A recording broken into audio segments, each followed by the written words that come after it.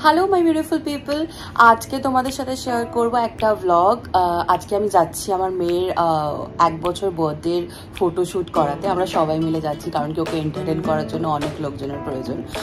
ওর বাবা, আমি, আমার শাশুড়ি মা, আমার শ্বশুর মশাই, আমরা সবাই এখন বেরোচ্ছি। এখন বাজে 7টা, সকাল 7টা। একটু সকাল সকাল বেরোচ্ছি, বাইরে রোদ আছে, ওর গরম লাগবে বলে। শ্যুটের ছবিগুলো তো আমি তোমাদের সাথে খুব তাড়াতাড়ি শেয়ার করব। আজকের ব্লগটা তোমরা পুরোটা শেষ অবধি দেখো, আমরা কি করলাম, কি শ্যুট করলাম, আর অ্যাকচুয়াল ছবিগুলো তো সারপ্রাইজ, যেগুলো শেষে আসবে।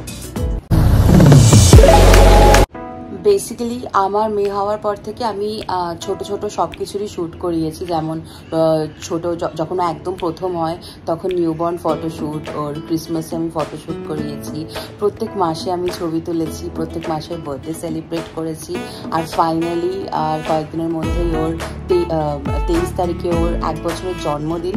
তো মানে আমি এক্সাইটেড, একটু দুঃখেও আছি যে আমার মেয়েটা কি করে এত তাড়াতাড়ি বড় হয়ে গেল। হয়, এটা সব মায়েদের হয়। আর সব থেকে অনেক বেশি এক্সাইটেড, আমার মেয়ে 1 বছরের হয়ে গেল।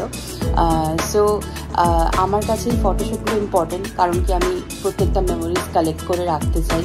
তাই আমি করাই ছোটো ছোটো জিনিসগুলো। কারোর লাগতে পারে বেশি, কারোর মনে হতে পারে কিউট, বাট সবার আলাদা আলাদা মতামত হতেই পারে।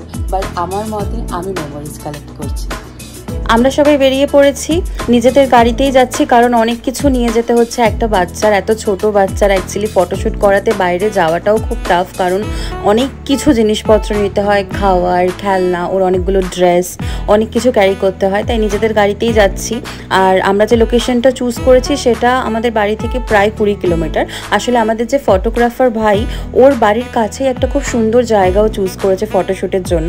আমরা ঠিক করেছিলাম যে আমরা বাইরে ফটোশ্যুট করব, তাই জন্য ও জায়গাটা চুজ করেছে। আমরা চলে এসেছি, আমাদের আসতে ওই 50 মিনিট মতন সময় লেগেছিল। একটু আস্তেই চালাতে বলেছিলাম কারণ বাচ্চা আছে। আসলে সিম্বা আজকাল গাড়িতে উঠলে প্রচন্ড ছটফট করে, বসতেই চায় না, দাঁড়িয়ে থাকার জন্য বায়না করে। গাড়ি থেকে নেমে ফটোশ্যুটের লোকেশন অব্দি একটু হেঁটে যেতে হলো, কারণ গাড়িটা অত তো যাবে না, রাস্তাটা একটু ছোট। আমরা চলেই এসেছি অলমোস্ট। সামনে দেখতে পাচ্ছ আমার শাশুড়ি মা সিম্বাকে কোলে করে নিয়ে যাচ্ছে, আর তার সামনে আমার শ্বশুর মশাই আমার বড়োর জিনিসগুলো হাতে করে নিয়ে যাচ্ছে। জায়গাটা ভীষণ সুন্দর, বেসিক্যালি একটা বিশাল বড় আম বাগান। একটুও রোদ ছিল না যখন আমরা গিয়ে পৌঁছাই, আর রোদ থাকলেও রোদ নিচ অব্দি আসতো না, কারণ কি আম বাগান দিয়ে পুরো জায়গাটা ঘেরা। জায়গাটা আমার আর মিস্টার রয়ের কিন্তু দারুণ পছন্দ হয়েছে। আমরা আমাদের ফটোগ্রাফার ভাইকে বলেও এসেছি যে শীতকালে একটা পিকনিকের প্ল্যান করা যাক।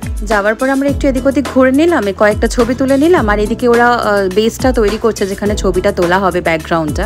ওদিকে দেখলাম আমার বর দিব্যি আমায় বাদ দিয়ে নিজের মেয়ের সাথে চুটিয়ে ছবি তুলছে। আসল সমস্যাটা শুরু হলো যখন আমরা আমাদের মেয়েকে বসালাম ছবি তোলানোর জন্য। তখন প্রায় সকাল 8:30, তাপমাত্রাও বেশ কিছুটা বেড়েছে। ওকে বসানোর সাথে সাথেই আমরা রিয়েলাইজ করলাম যে ওর গালটা লাল হয়ে যাচ্ছে, আর ও শুরু করলো কান্না। সেই যে কান্না ও শুরু করলো, প্রায় 1 ঘন্টা ও কাঁদলো। আমরা কোনোভাবেই ওকে চুপ করাতে পারছিলাম না। সকলে মিলে আমরা চেষ্টা করছিলাম ওকে চুপ করানো। তোমরা দেখতে পাচ্ছ আমার ফটোগ্রাফার ভাই, আমার শাশুড়ি মা, আমার বর, আমার শ্বশুর মশাই। ওদিকে আমার বর হাওয়া দিচ্ছে, এদিকে আমার শাশুড়ি মা ওকে এন্টারটেন করছে, ওদিকে আমার শ্বশুর মশাই ওকে এন্টারটেন করছে, এদিকে আমি হাওয়া দিচ্ছি। আমরা প্রত্যেকে চেষ্টা করছি যাতে ও না কেঁদে একটু ক্যামেরার দিকে তাকায়, আর আমরা তাড়াতাড়ি করে একটা হলেও ছবি তুলে নিতে পারি। আমরা সকলে তখন রীতিমতন চিন্তায়, তখন অলরেডি 10টা 10:30 বাজতে যায়, আর আমরা হয়তো বড় জোর ঠিকঠাক ছবি, যেটাতে ও কাঁদছে না, 1টা বা 2টো তুলতে পেরেছি।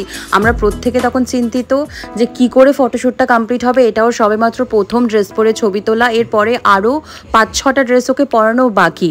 আসলে আমি আর আমাদের ফটোগ্রাফার ভাই লাস্ট 1 মাস ধরেই পুরো ফটোশ্যুটটা প্ল্যান করেছি। ব্যাকগ্রাউন্ড, ওকে কি ড্রেস পরবে, কি থিমে ছবি উঠবে, পুরোটা। সিম্বা আসলে একদম ফুসি বেবি না, ও এত কান্নাকাটি করে না, ওর শুধু খিদে পেলেই একমাত্র কাঁদে।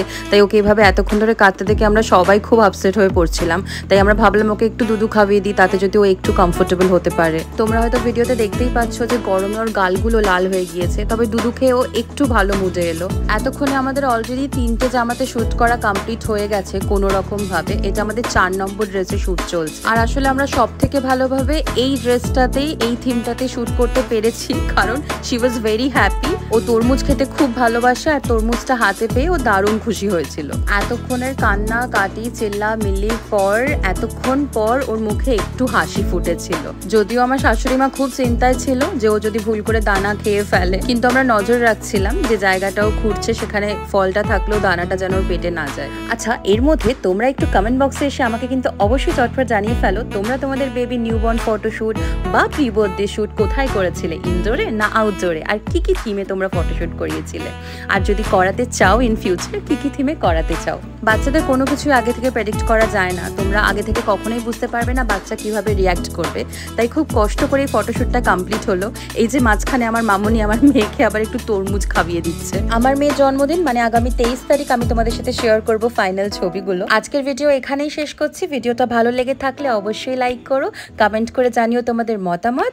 আর আমার চ্যানেলে যদি নতুন সদস্য হও তাহলে অবশ্যই সাবস্ক্রাইব করো আমার চ্যানেল মন্ডল অ্যান্ড রয়। আর আমার ছোট্ট মেয়ে আরমিতা, যাকে আমি ভালোবেসে সিম্বা আর ওর বাবা ভালোবেসে হামু বলে ডাকে, ওকে অনেক অনেক অনেক আশীর্বাদ করো তোমরা। দেখা হবে পরের ভিডিওতে। টাটা।